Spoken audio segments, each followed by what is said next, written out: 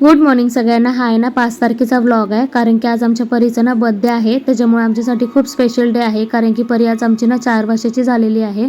मी असा ना cot set घेतलेला होता कॉटनचा तिला दिवसभर घालण्यासाठी. ती खूप कम्फर्टेबल म्हणजे दिवसभर राहील त्याच्यामुळे.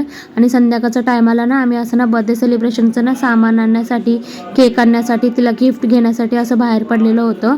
मग त्यासाठी ना आम्ही केक 2मधून आहे ना मस्तपैकी असे 2 केक घेतलेले होते, कारण की तिला आहे ना केक खायला खूप आवडतं.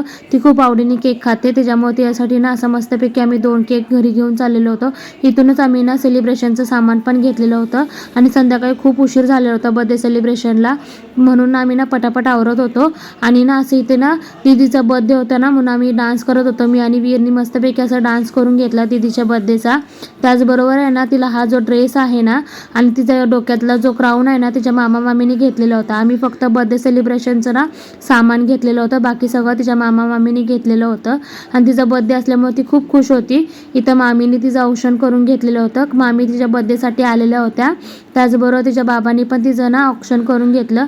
आमच्यामध्ये ना असं तांदळाने औक्षण करतात, चांगलं बांधतात ते तांदळाने औक्षण केलेलं, म्हणून आम्ही ना असं ना पप्पांनी त्यासाठी ना असं औक्षण करून घेतलं.